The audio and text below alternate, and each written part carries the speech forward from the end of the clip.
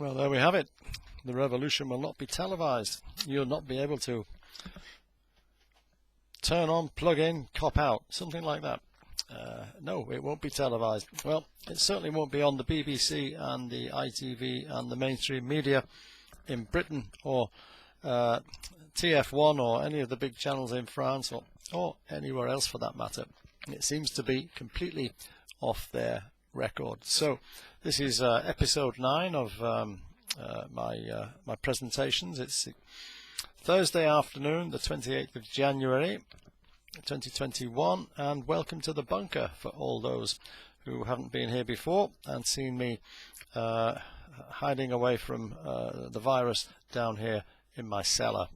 Bienvenue à toutes et à tous for those in France, and всем привет for those in Russia. I can just about manage a little bit of Russian these days, but French isn't so bad, and interested to know what's going on in your countries with regard to the insane lockdowns and restrictions that we're all experiencing here in Liverpool, in England. In Liverpool, it's a shocking situation, and it's going to go on and on and on and on. It's certainly for the next 4 or 5 years, as far as I can see, because I was looking at a document the other day on one of the sites on the internet, and it showed a document written by the WHO, the World Health Organization, saying that the coronavirus project, will not end until spring 2025. So, you got any plans? Well, forget them. And listen to me, and maybe we can develop some plans together. That might be the way forward. So, that music today was called "The Revolution Will Not Be Televised," and it was written by and performed by Gil Scott-Heron, who I saw in concert many years ago, strangely at a small pub. Yeah, but great nonetheless, and a lovely sound with a great message. So today I've been listening, or this morning I was listening to Dr. Alexandre Orion-Good in France, and she was making great sense. So I just wanted to sort of paraphrase a little bit of what she was saying, because it makes absolute sense. And she looks at this in a sort of philosophical light, as well as a highly pragmatic light, but philosophical nonetheless, and quite interesting, and a great way of understanding what's happening to us. So today it seems that the social pyramid has been turned on its head, and previously we were treated by the medical profession when we were ill. There was, of course, a presumption of health for the majority of the population. The pyramid has now been inverted, and there is now a presumption of illness for everybody in that very same society. The inversion has happened without any discussion in Parliament of any description, or a referendum, or any other form of democratic process. It's happened without our agreement. It's happened without our knowledge, and until now we analyse what's happening, but we weren't forewarned. It wasn't a project that was put forward. It's just a reaction. And so the presumption of health has gone, and the presumption of illness has taken its place for all of us. So through the acceptance of wearing a mask, we have accepted the presumption of illness. When we walk down the road wearing a mask, we're accepting the presumption of illness and that we're contagious. Even if we're tested and the test is negative, the presumption is that we remain ill and therefore contagious. It doesn't matter if we've had the virus and built up a natural immunity. It doesn't matter if we've tested negative for the virus. It doesn't matter if we're vaccinated. We're still presumed ill and contagious, and you know that because you have to wear the mask continually. Even if you've had the virus, even if you have a negative test, and even if you've been vaccinated, the talk is, that I hear, that we still have to continue wearing the mask. This isn't logical. It isn't normal. And it's an inversion of our rights to health.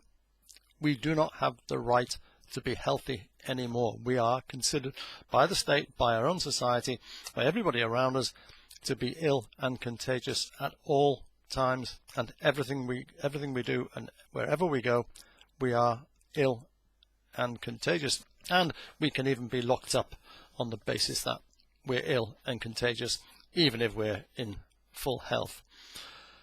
Yes, the police can intervene in this. Anyway, my fundamental right to health has been taken away. Our society won't and can't ever return to normal function while this presumption remains in force and we accept it. We can't ever return to any kind of normal functioning of society in which people can go out, work, earn some money, come home, spend it how we like, go to the restaurant, go to the pub, go to the cafe, go on holiday, go even, a couple of hours down the road to a nice place by the beach near the mountains. We can't even do that. We can't even go to Wales, which is a couple of hours drive from here, for a holiday. There's an awful lot more to this than meets the eye, isn't there? And it's not about a virus. So, behind all of this, of course, there are absolutely massive financial forces at play. This can't be underestimated. This can't be dismissed. This is the reality. There are people making a lot of money out of this. And I'd say people like the owners of the pharmaceutical companies. Lots of politicians doing quite nicely as well, with £250,000 in expenses on top of the 80-odd thousand pound salary. Not a bad life if you can get it. And they don't have to go into government, into parliament anymore. They don't have to do anything, sit at home and do the work, and still claim £250,000 in expenses for staying at home. Gas, electricity. I don't think so. So, behind all this, there are absolutely massive financial forces at play. This has to be recognized and it has to be understood. Because with that knowledge, we can do something about it, hopefully. We must reclaim the presumption of health and stop wearing the mask. We must reclaim the presumption of health and stop wearing the mask. If you're ill, wear a mask. If you wish to wear a mask, wear a mask. You could have done that before. 10 years ago you could have done that, but you'd have felt stupid walking out of the house with a mask on. But if you want to, if you feel ill, wear a mask by all means. Don't spread germs around if you don't want to. But really, in this situation with the virus, the mask symbolizes our acceptance of the presumption of being ill, and this will never work in our favor. That's it for today. A relatively short presentation. Hope everybody's okay. Please let me know what you think of the performance, if that's what we can call it. Put a like if you like, and let me know what you think, and let me know how things are going in your countries, in your parts of the world.